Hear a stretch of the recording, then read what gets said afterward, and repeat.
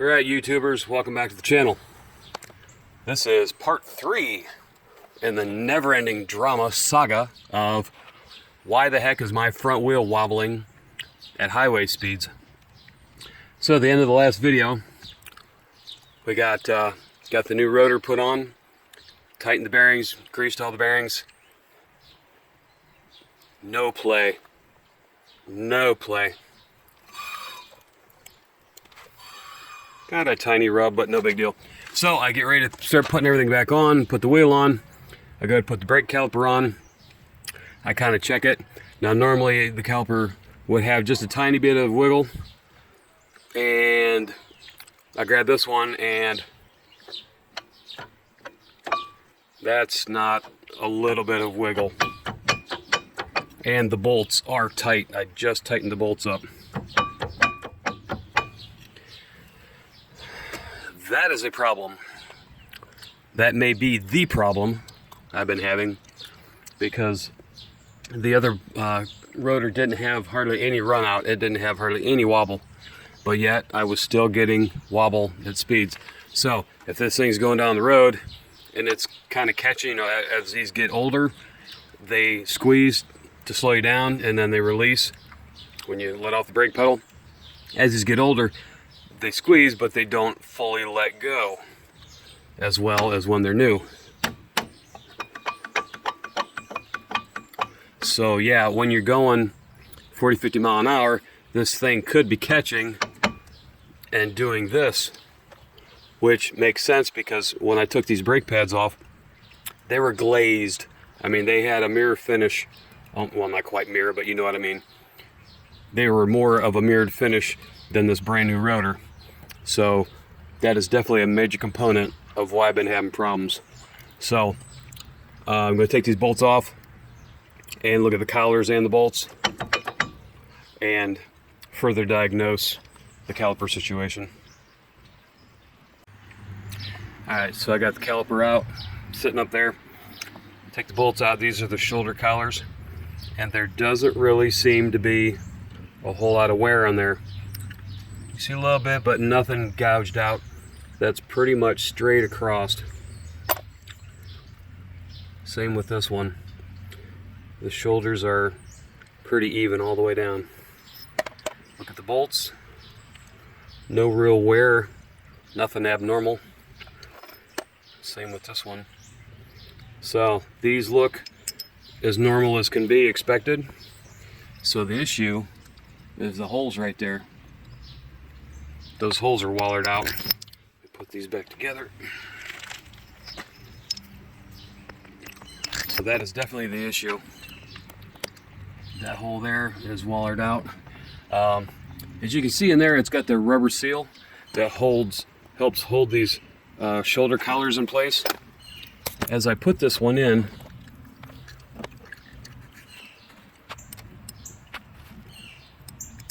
it has a lot of play. Much more than original. Come on now, focus on me. Focus for me. So that hole is wallered out.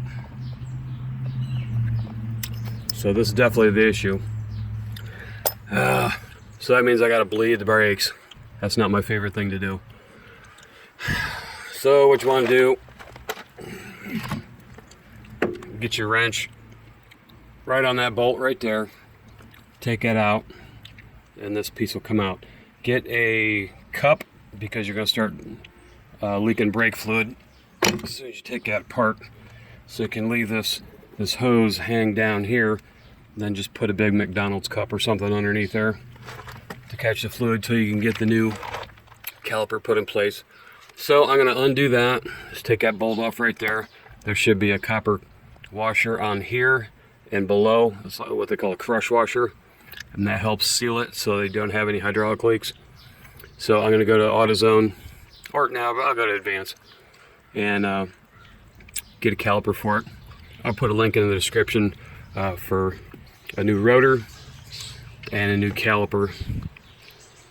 That way you can find them if you have the same kind of vehicle and need parts for yourself. So I'll put a link down in the description for that. So I'm going to get that off and go to the store, and come back with a new caliper. Alright, so here's the new one. Zero slop. No wiggle whatsoever. So go ahead and put the pads in there and bolt them up. I'm going to put Never Sees on the threads here. And while you're at it, checking to see what's wrong with it, make sure you look back here. I had this issue on my Jetta. See if I can get this. Right there. And then where are you? Okay, right there. That's the bolt hole, the threads for the bottom bolt of the caliper. And then up here, right there is the top one. So put your bolts in there by themselves and wiggle around a little bit. Make sure your threads aren't wallered out. If so, you'll have to get this whole armature here. So I tested mine, looked at it, and the threads are still good. So we're going to put a new caliper on there and then show you the difference of how much wobble the new ones do not have. Alright, so we got that in there. That's it. Very, very little movement. It doesn't hardly move at all. So I got my cup up there collecting all the brake fluid that's bleeding out. It's actually up there, so it's a good 12-15 ounces of brake fluid right now. And of course I just bumped it trying to put my bolt on, spilled half of it on my shorts and on the ground. Thanks a lot. So be careful when you do that. And definitely don't wear good clothes. These are work pants, but still, I don't want them to look filthy for no reason. Anyways, I digress. Alright, so that's on there. That's tight. And I used Never Sees on there because obviously the brakes get really hot. This is one of the hottest parts of the vehicle when it's being used. So that Never Sees will help get this caliper off when it's time to change pads or change caliper. So here's your bleeder screw. So we're going to take that out, put the new crush washers in. Actually, this one came with a new bolt and crush washers. I was a little surprised. Sometimes they do, sometimes they don't. Just depends on what the store policy is at the time. So there's your two crush washers. Put one on either side of that block. Clean that off really well on both sides. Make sure there's no junk in it. And then put it together and tighten it down really good. I'm not sure what the foot-pounds are, but obviously don't break it, but it needs to be really tight so it don't leak. Because your brake system has a couple thousand pounds of pressure. That's why they use steel lines. And then the steel braided hose core, because there's a lot of pressure in the brake lines. So make sure you get that good and tight. So I'm going to do that, and then we're going to do some bleeding. Alright, so your hose comes down, then loops up and goes back down. That way you keep a nice even flow and not harsh angles on that pipe, on the hose, so it don't get pinched. Alright, so this is 11 millimeter, which is also 7/16. So as you tighten it, you'll start to feel the copper washers squeezing, and then it gets really tight. Alright, that's about as tight as you can get it without breaking it. So then what we'll do, so take the bleeder, back it off, get the air out of it, and close it. So what I do is I put a little bit of Never Sees on there very carefully, and we'll get the hose on there and go for the bleeding. Alright, I was having problems focusing. But yes, definitely put Never Sees on here. Do not get it in that hole.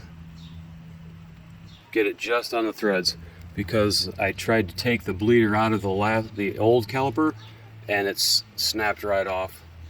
So and actually I did have Never Sees on that one too, so you want to keep that greased up so you can get that on and off so you can bleed your brakes. So that one there is a 10 millimeter. Just run down there and snug it. Nothing super hard, just a nice snug. Alright, I'm going to put the hose on that and then we'll do some bleeding. Okay, so before you bleed your brakes, that Arby's cup was almost full with fluid that just dripped out of the caliper hose. So pop your master cylinder reservoir. The big section in the back is all the fluid that goes to the front brakes. The small section up front, that applies fluid to the back brakes. So fill your reservoir up to where I got it. In between the lines, put the seal on it. Make sure that seals. And you come down here. I got my 10 millimeter on here, so I can, don't use the open end, use the box end. You're just gonna crack it loose and then snug it back up. What I do is I put a hose on it, and then the hose runs down into that little cup. So we're gonna go ahead and, with this closed, have my partner hit the brakes about 8 to 10 times, and then we'll crack it loose. Alright, so he's holding the brake. There we go, now we got some fluid coming. Alright, close it off, go ahead and pump again. So you can see we got fluid in the cup.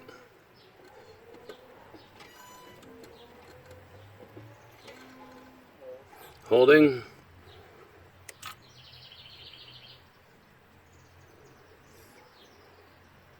Okay. All right, pump.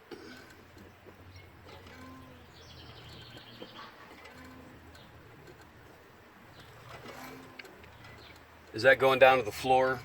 Yeah. When I let it? Okay.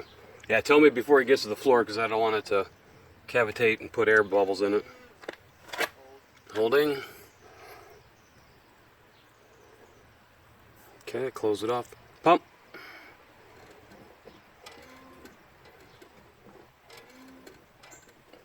Luckily, this wheel is the closest to the master cylinder, so it'll be the fastest to bleed. And holding.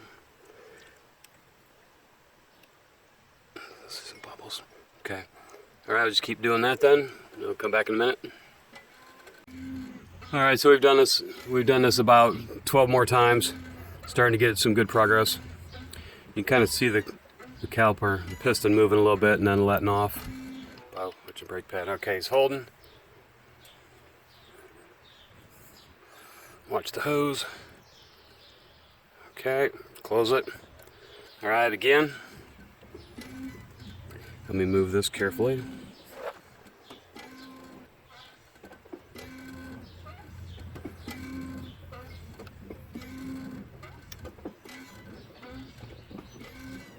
Holding.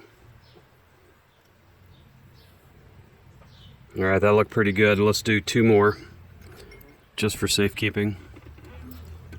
I didn't feel any vibration or, bubbling. That felt smooth.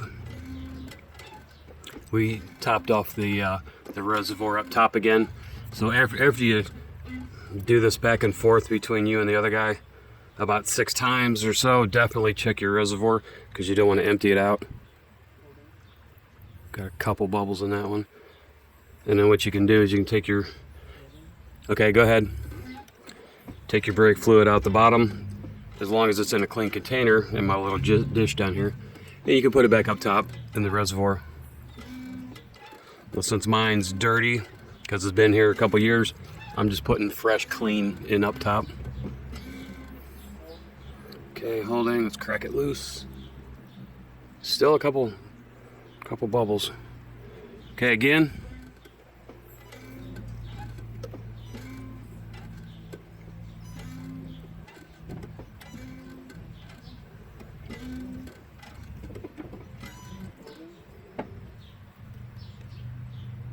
All right, let's do one more.